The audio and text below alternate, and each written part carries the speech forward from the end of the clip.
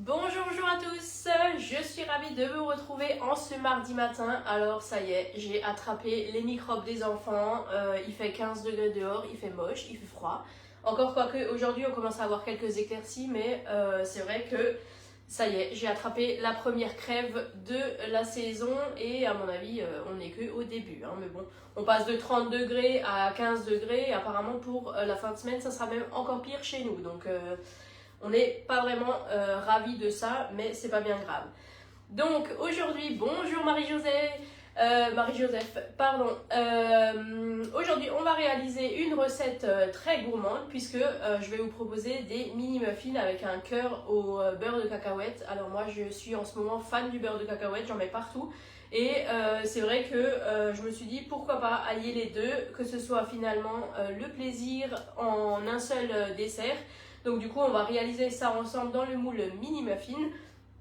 Et je vais juste d'abord commencer par préparer en fait des petits gervais en fait. Hein, les gervais c'est une marque, mais des petits fromages en fait pour les enfants. Donc du coup, je vais utiliser 1 litre de lait demi-écrémé et 2 petits suisses. Donc du coup, je vais les sortir du frigo. Hop. Voilà. Donc là, hein, les petits Suisses, hein, moi du coup je les prends du commerce pour en démarrage. Ensuite, quand on va les laisser égoutter, on va garder le petit lait pour ensuite faire nos prochaines tournées. Donc c'est vrai que finalement vous allez pouvoir le laisser égoutter autant de temps que vous souhaitez en fonction de la texture que vous allez souhaiter. Hein. Donc bon, en général, je laisse une dizaine d'heures égoutter avant de mettre dans les petits pots. Mais finalement, si vous aimez quelque chose de plus ferme ou de moins ferme, vous décidez le temps que vous allez laisser égoutter. Hein. Bonjour, bonjour tout le monde. N'hésitez pas à partager le live, hein, comme d'habitude. Hop, je vais chercher une spatule. Voilà. Donc là, je prends la petite spatule haute température. Donc celle-ci, c'est la fine. Hein, donc celle-ci, elle est vraiment pratique quand vous allez justement devoir rentrer dans des pots, dans des choses comme ça. Et donc là, je le mets directement dans mon pichet verseur. Hop. Donc là, je mets 100 g de petits Suisses. Vous pouvez déjà commencer par exemple avec les aromatisés hein, que vous trouvez dans le commerce. Moi, je prends toujours du nature parce que je sais que les filles, elles aiment bien avoir plusieurs goûts différents. Donc en fait, je le fais nature. Et ensuite, je mets différents goûts avec des sirops en fait, une fois que je les mets dans les petits pots. Hein. Hop. Donc là c'est pareil, je ne vais pas mettre de sucre, mais si vous voulez par exemple faire un seul goût en une seule fois, vous pouvez directement incorporer votre sirop ou votre arôme directement là dans la préparation. Hein. Hop, ça c'est bon. Donc ensuite, donc là j'ai mon fromage frais dedans. Donc là je vais utiliser la petite cuillère magique hein, et je vais commencer à verser un petit peu de lait à l'intérieur. Merci Virginie, bonjour, bonjour. Hop. Donc là, j'en verse un petit peu le temps de bien mélanger finalement mon ferment que j'ai mis en premier. Hop. Et donc là, je vais le laisser fermenter pendant 12 heures. Donc pendant 12 heures, en fait, la Borealia va travailler toute seule. Je n'aurai absolument rien à faire. Et le gros avantage, c'est qu'au bout des 12 heures, donc les 12 heures tomberont en plein milieu de la nuit, et bien en fait, ma machine va automatiquement se mettre en mode conservation. Donc en fait, le mode conservation consiste simplement à refroidir votre préparation. Donc vous n'avez pas besoin de vous précipiter au frigo pour ranger votre préparation et stopper la fermentation. Donc ça c'est quand même un réel avantage que vous n'avez pas dans les autres yaourtières. Et bien évidemment, elle ne fait pas que yaourtière. Donc c'est vrai que vous avez une seule machine pour vraiment pouvoir faire plusieurs choses en même temps. Bonjour, bonjour tout le monde. Bonjour Stella, bonjour Nadia, Nadège. Hop. Voilà, donc là, une fois que j'ai mon mélange qui est homogène, je reverse à chaque fois un petit peu de lait en plus. Et cette préparation, je vais ensuite la verser directement dans la cuve. Hein. Donc là, c'est bien mélangé. Donc là, je vais récupérer la cuve de la machine. Hop, hop là, elle a fait menteuse. Donc, la tripale ne vous servira uniquement quand vous allez faire des préparations glacées, hein, des sorbets, des glaces, des granités, ce genre de choses. Donc pour tout ce qui est yaourt, fromage frais, vous avez uniquement besoin de la cuve et pas de la tripale. Je savais qu'on pouvait utiliser... Ah non, on peut faire... En fait, le temps de fermentation va jouer en fonction en fait, du lait que vous avez pris.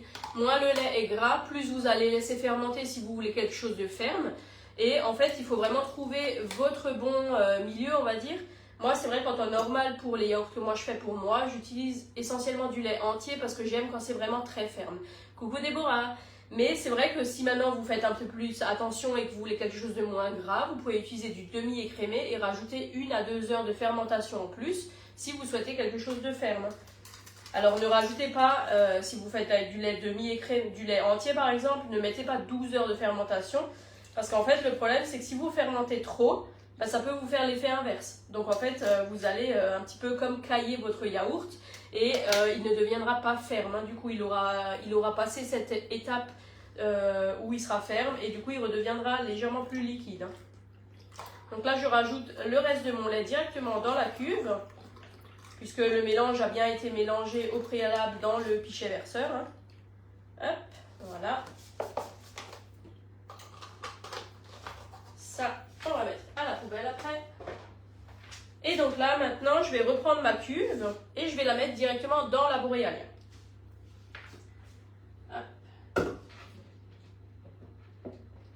Donc là, je vais un petit peu l'avancer de mon plan de travail. Ne laissez jamais la machine coller au plan de travail quand vous l'utilisez.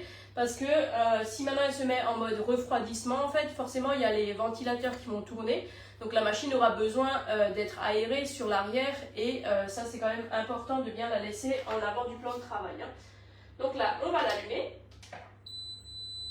Je verrouille mon couvercle, donc vous avez toujours la petite flèche sur le couvercle et la flèche sur la machine que vous faites coïncider. Et ensuite, on se dirige vers le cadenas. Dès qu'on entend le petit clic, ça veut dire que la machine a été verrouillée. Et quoi qu'il arrive, si la machine n'est pas verrouillée comme il faut, vous ne pourrez pas lancer le programme. C'est vraiment une sécurité. Donc si le couvercle n'est pas bien verrouillé, vous ne pouvez pas lancer la machine. Donc là, on va sur le programme yaourt. Hop. Et donc là, je vais choisir 12 heures de fermentation. Donc on me propose automatiquement 10 heures, mais ensuite on peut vraiment faire en fonction de ce qu'on a envie. Hop, et là, c'est parti pour 12 heures. Et dans 12 heures, ma Borealia se mettra en mode refroidissement, donc en mode conservation, pour conserver mon yaourt le temps que moi je le mette au frigo. Sachant que ce mode conservation dure en temps illimité, donc vous pouvez le laisser une journée, 2 journées, comme vous voulez dedans. Si vraiment le matin vous vous rendez compte que vous n'avez pas le temps de mettre votre yaourt au frigo, c'est pas un problème. Vous le laissez dedans et la machine gère automatiquement le froid en fonction de la température qu'elle a besoin d'être. Bonjour tout le monde, je suis ravie, vous êtes de plus en plus nombreux et nombreuses à me regarder en live, donc c'est vraiment génial. Et même si vous êtes en replay, c'est pas grave, vous pouvez quand même me faire un petit coucou dans les commentaires et me mettre un petit like ou un petit partage, ça fait toujours plaisir. Hop, on va mettre ça de côté. On va nettoyer un petit peu la saleté. Et donc là, on va commencer la recette. Donc, on va utiliser le moule mini muffin. Donc, le moule mini muffin, vous le trouvez soit au catalogue au prix de 46,90 ou alors vous l'avez également dans l'offre maxi. Donc, l'offre maxi, en fait, elle est juste géniale parce qu'elle va vous comporter donc, vraiment les essentiels de chez Guy de Marle. Et en plus de ça, vous allez avoir le choix entre 3 moules.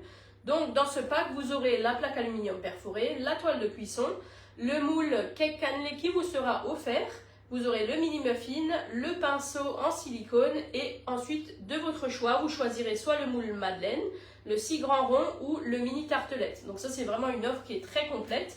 Vous l'avez à 157,60 € et vous réalisez une économie de 35,90 € puisque vous avez le moule cake cannelé qui vous est offert. Donc ça c'est vraiment une super belle offre quand vous n'avez pas forcément encore beaucoup de moules et que vous n'avez pas justement ceux qui sont ici. C'est vraiment une bonne occasion d'en prendre plusieurs et d'en avoir un qui est du coup offert.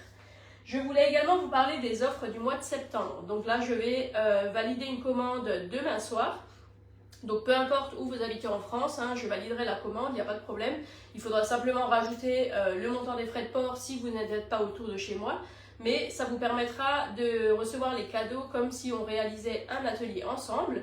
Donc dès 69 € d'achat, vous pourrez avoir le torchon en édition limitée numéro 2 offert. Et dès 159 € d'achat, vous aurez le torchon ainsi que la toile macaron qui est signée Maïlik Georgelin. Je ne sais pas si je l'ai à côté de moi. Hop. Si je l'ai là, je vais vous la montrer. Donc c'est la toute nouvelle nouvelle toile de cuisson macaron qui vous permettra de faire vraiment toutes sortes de macarons. Hein. Vous avez vraiment les empreintes des macarons longs aussi, comme on appelle, hein. Donc c'est des longs macarons. Et c'est vrai que vous allez avoir quelque chose de beaucoup plus régulier que si vous les faites vous-même sans gabarit. Donc celle-ci, elle vous sera offerte dès 159 € de commande. Donc n'hésitez pas à me dire hein, si vous souhaitez quelque chose, hein, soit vous me le mettez en commentaire, soit vous me le mettez en privé et je vous le rajouterai à la commande. Hein. Ensuite, si vous voulez peut-être faire un regroupement de commandes, c'est-à-dire que vous sollicitez vos amis, votre famille, vous pouvez également finalement me contacter à ce moment-là et en fait vous recevrez également les cadeaux d'hôtesse. Donc ça c'est aussi important parce que vous avez les cadeaux habituels, donc c'est un pourcentage en fonction du montant total des commandes et vous pouvez avoir en cadeau encore soit un moule à 35,90 € de votre choix ou un moule à 46,90 € de votre choix. Donc ça c'est juste top. Et comme dit, je peux vous envoyer toute la commande en une seule fois directement chez vous, peu importe où vous habitez en France. Donc ça c'est juste génial. Donc, on va commencer cette petite recette que vous allez voir, elle est hyper simple à faire. Bonjour, bonjour. Donc, j'ai commencé à faire fondre déjà au micro-ondes le beurre et le chocolat. Donc, soit vous le faites au micro-ondes, soit vous le faites à la casserole au bain-marie. Donc, si vous le faites au micro-ondes, là j'ai mis 2 fois 30 secondes à maximum 600 watts. Hein. Faut pas brusquer le chocolat, hein, il n'aime pas du tout ça. Et ensuite, on le laisse légèrement refroidir pour ne pas l'incorporer chaud dans la préparation. Alors, hop, on va commencer par casser les œufs. Donc là, j'ai 4 œufs. On va les faire dans le bol, hein, comme d'habitude. Donc là, si vous cassez par exemple, petite astuce, hein, si vous cassez les œufs un contre l'autre, il n'y en a toujours qu'un seul des deux qui se cassera.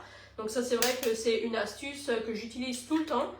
Je n'aime pas casser les œufs sur mon cul de poule parce que de une, ça peut l'abîmer et de deux, en fait, il peut y avoir des coquilles qui tombent dans votre cul de poule. Donc ça, c'est quand même dommage. Hein. Et finalement, le premier œuf que vous avez, vous allez peut-être le garder jusqu'à la fin ou il va se casser peut-être là maintenant. En fait, ça, c'est vraiment une loterie, on va dire. Mais il faut savoir qu'il n'y en a toujours qu'un des deux qui se casse. Hop, voilà.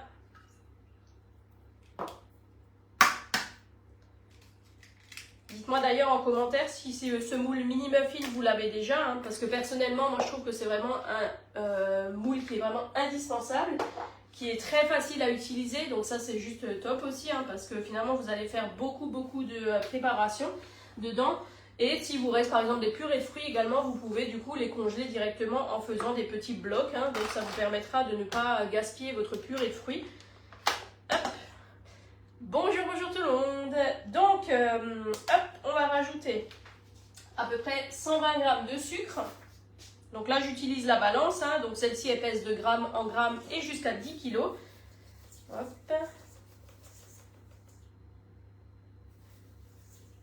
On y est presque. Voilà, parfait. Et ensuite, je vais mélanger tout ça avec ma cuillère magique. Donc la cuillère magique, hein, celle que j'ai déjà utilisée tout à l'heure, donc celle-ci elle est au prix de 7,90 € et franchement c'est un ustensile qui va vraiment vous servir au quotidien, que ce soit finalement pour vos préparations, mais également pour faire par exemple vos mayonnaises, émulsionner les œufs quand vous faites des omelettes ou des choses comme ça. C'est vraiment un petit ustensile qui est hyper pratique, qui prend vraiment pas beaucoup de place et qui coûte pas cher. Donc autant se faire plaisir et en profiter. Vous ne l'avez pas encore, mais il a l'air top. Alors vraiment, moi, le mini muffin, en fait, c'est vraiment des indispensables, moi, je trouve, à avoir. Hein. C'est des empreintes qui sont très simples à utiliser. Et on peut vraiment faire beaucoup de recettes variées, que ce soit en sucré ou en salé. D'ailleurs, pour toute commande passée en mon nom sur la boutique en ligne ou directement en atelier, j'envoie à chaque fois des fichiers recettes en fonction des moules que vous avez commandés pour justement vous donner un petit peu des idées aussi et que vous puissiez faire en fonction de ce que vous aimez. Hein. Hop. Donc là, une fois que j'ai mélangé cette préparation, je vais rajouter mon beurre fondu avec le chocolat. Donc là, c'est des pistoles de chocolat hein, que j'avais encore de la boutique en ligne. Donc normalement, les pistoles de chocolat ne devraient pas tarder à revenir.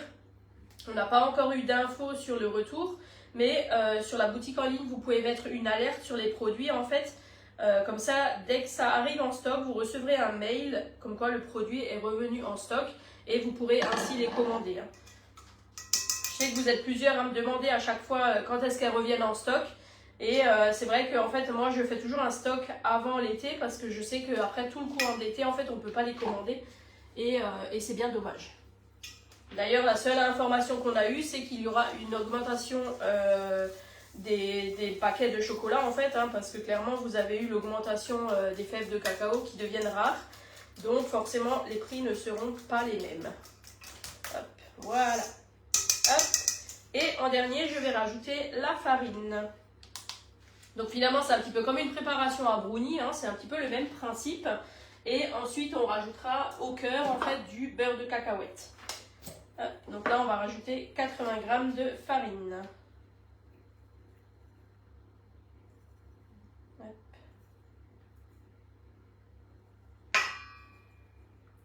Hier, j'avais fait les barquettes à la confiture pour les enfants. Et c'est vrai que c'est un goûter qui plaît toujours. Et j'en avais juste garni quelques-uns pour le goûter d'hier. Et les autres, je les ai laissés nature. Comme ça, en fait, chacune va pouvoir mettre ce qu'elle veut dessus. D'ailleurs, Louane en a déjà pris ce matin au petit déjeuner. Je les ai conservées sous Bisave et je vous montrerai après comme elles sont encore très moelleuses. Parce que c'est vrai que si vous les laissez même ne serait-ce que dans une boîte en plastique ou quoi, ça a tendance à quand même assez vite durcir. Et c'est quand même bien dommage. Hop. Cette odeur de chocolat, moi je suis tellement gourmande. Et coucou Laetitia. Eh ben alors, je croyais que tu avais un rendez-vous. Hein. La prochaine fois, tu pourras venir faire le live avec moi. Hein. Parce que ça fait longtemps qu'on s'est dit qu'on allait en faire un ensemble et finalement, on n'a toujours pas eu le temps. C'est la feuille à pâtisserie en dessous de ton bol. Alors, c'est pas la toile de cuisson, c'est vraiment le tapis gradué. Donc, celui-ci, en fait, ne va pas au four. Hein. De toute façon, il est plus grand qu'une plaque aluminium.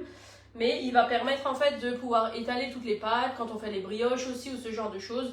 Moi, c'est vrai que je l'utilise même tout le temps dès que je fais une préparation, en fait, parce que je trouve que c'est hyper simple à laver. Je sais que j'ai toute ma saleté là-dessus et j'en ai pas partout sur mon plan de travail. Donc, c'est vraiment très pratique. Hein. Et je l'enroule en fait dans mon placard, en fait, je l'enroule et elle redevient hyper plate, hein, donc ça c'est vraiment aussi génial. Hop. Voilà, donc là la préparation elle est déjà terminée. On va ranger la balance, donc on l'éteint bien avant de ranger l'écran. Hein. Donc vous voyez comme elle est fine cette balance, elle est vraiment très pratique. Vous avez du coup le cadran qui rentre à l'intérieur, hein, qui vous permettra justement de voir les pesées. Et vous pouvez les ranger pour que ça prenne vraiment pas beaucoup de place dans votre placard. Hop, voilà. On va mettre ça de côté. Je vais reprendre mon moule mini muffin. Donc posez toujours bien vos moules sur la plaque aluminium perforée. Hein, ça c'est vraiment un indispensable. Que vous en ayez déjà une, c'est très bien. Mais par contre, vous en avez jamais de trop. Moi, c'est vrai que j'en ai quand même quelques-unes. Et au moins, on ne se demande pas à chaque fois où est-ce qu'elle est. Donc c'est vraiment très pratique. Hein. Donc là, on va remplir un petit peu les empreintes avec la mini louche. Donc celle-ci, elle a l'avantage d'être très souple à l'avant, qui va permettre de pouvoir racler la préparation dans votre cul de poule. Et ensuite, on va rajouter un petit peu de beurre de cacahuète au milieu. Hop, voilà. Donc là, on met un petit peu dans chacune des empreintes. Cette odeur. Si seulement je pouvais vous faire découvrir l'odeur aussi à travers l'écran. Alors ça y est, j'en mets partout déjà. Hop, je crois que je vais utiliser la petite... Hop, je vais utiliser la poche à douille, ce sera plus simple. J'en mettrai moins partout. Si vous êtes adepte de la poche à douille, n'hésitez pas à l'utiliser, hein, c'est quand même beaucoup plus pratique. Hop. D'ailleurs, vous avez également une offre avec la poche à douille, les douilles simples et le support de poche à douille hein, qui vous permettra de bien pouvoir... tenir votre poche quand vous la remplissez. Donc vous l'avez également en offre dans le catalogue. Donc là je vais utiliser une douille simple, hein, donc un bout rond, hein, puisque bien évidemment c'est juste pour remplir, donc il n'y a pas besoin de faire de forme. Donc là je la glisse simplement à l'intérieur.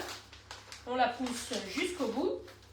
Et pour ne pas que ma préparation coule par la douille le temps que je la remplisse, on va simplement torsader notre poche et pousser ce nœud vers dedans. Ça va permettre justement de créer un petit peu un nœud qui va ne pas faire couler la préparation dans mon support. Hop, voilà. Décidément, on en aura fait de la vaisselle aujourd'hui. Heureusement que j'ai vidé le lave-vaisselle juste avant. Hop. Ce sera plus simple à remplir avec la poche à douille que là où je vais en mettre un petit peu partout. Voilà. Mon spatule. Donc là, l'avantage du support, hein, c'est que vous avez vraiment vos mains libres pour pouvoir remplir comme il faut la poche. Hein. Hop. Je ne vais pas tout mettre. Je préfère travailler sur une poche qui est propre et de la remplir de nouveau après si j'en ai besoin.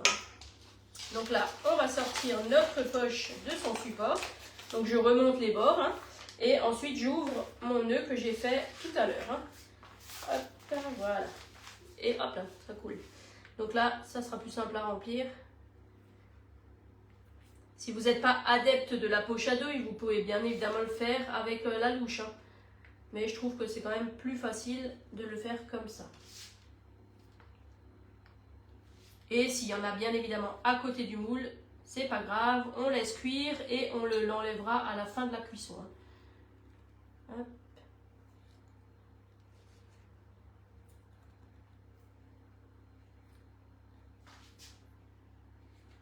Vous pouvez aussi faire avec un cœur avec du Kinder par exemple, hein. Vous pouvez mettre du Kinder au milieu hein, ou n'importe quelle préparation.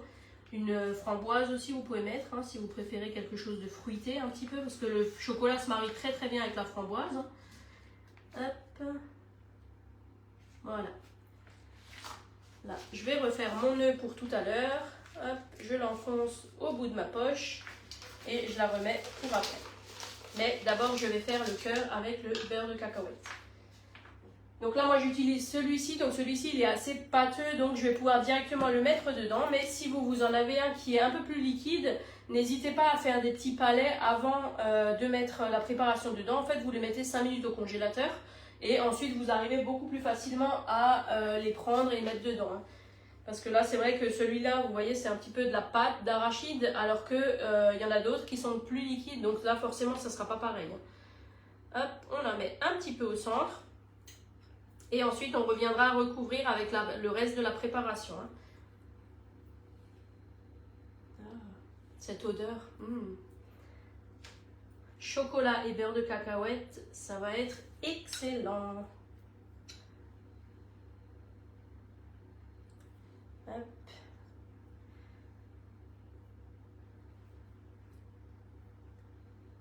Et ça, c'est vraiment quelque chose que vous pouvez préparer à l'avance.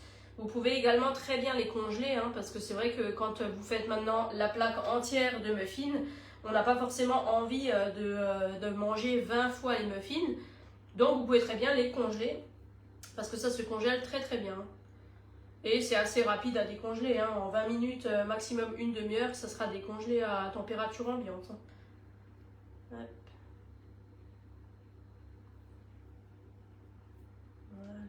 Après, c'est vrai que moi, je vous propose toujours des recettes assez simples et qui finalement, en fait, plaisent en général au plus grand nombre. Après, là, c'est sûr que si quelqu'un n'aime pas le chocolat, ça va être compliqué. Hein. Bonjour Sylvie. Hop.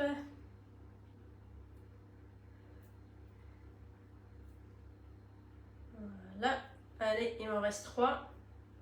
Et ensuite, je vais garnir avec le reste de la préparation que j'ai encore dans mon cul de poule. Voilà. Hop. Ça, on va le mettre de côté. Voilà. Et donc là, je vais remplir de nouveau ma poche avec le reste de la préparation. Donc là, vous voyez, hein, j'ai de nouveau les mains bien libres pour pouvoir remplir ma poche. Et ça, c'est quand même génial. Hein.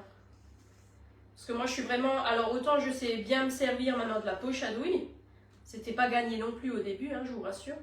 Mais c'est vrai que je n'ai jamais réussi à remplir ma poche en fait sans que j'ai un support pour la poche à douille parce que c'est quand même assez compliqué. Et maintenant, même encore à l'heure actuelle, je n'arrive pas à le faire. Donc le support est vraiment indispensable. Hop, voilà.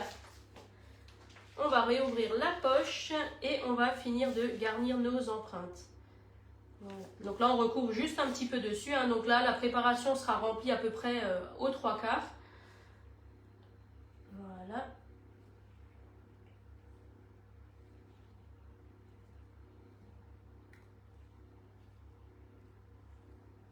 Cette odeur de chocolat. Et là, si on voudrait faire encore un petit peu plus de gourmandise, on pourrait rajouter quelques cacahuètes hachées au tornado, hein, les cacahuètes non sucrées, non salées que vous trouvez dans le commerce. Mais là, je ne vais pas en mettre parce que je sais que les enfants, ils n'aiment pas forcément trop les morceaux au-dessus, donc on va laisser comme ça. Mais vous pouvez bien évidemment le faire si vous le souhaitez. Hop. Parfait. J'aimerais bien que ce soit déjà l'heure du goûter. Hop. Voilà. Parfait. On répartit le reste qu'on a dans la poche. Donc ça va légèrement gonfler à la cuisson, hein. Donc ça c'est les œufs qui vont faire gonfler le tout. Et ensuite ça va légèrement retomber en fait comme un petit peu un brownie hein, finalement. Voilà, ça on va mettre de côté. On va légèrement tapoter la plaque alu avec votre moule. Voilà, donc là ça va bien lisser le tout. Et ensuite on va enfourner ça. Hop, voilà, vous voyez ce que ça donne? Donc là ça va un petit peu gonfler. Vous pouvez les démouler ensuite 5 minutes après l'avoir cuit, hein, parce que laissez toujours un petit peu un temps de refroidissement. Et là, on va enfourner pour 10 à 15 minutes en fonction de la texture que vous aimez. Si vous aimez quelque chose de bien moelleux, bien mouillé, vous le laissez que 10 minutes. Et sinon, vous le laissez 15 minutes. Et aussi en fonction de votre four, hein, bien évidemment, comme à chaque fois. En tout cas, je vous remercie d'avoir été présent sur ce live. N'hésitez pas, même en replay, à commenter et à me mettre un petit cœur. Et je vous souhaite une très très bonne journée et je vous dis à très bientôt. Bonne journée!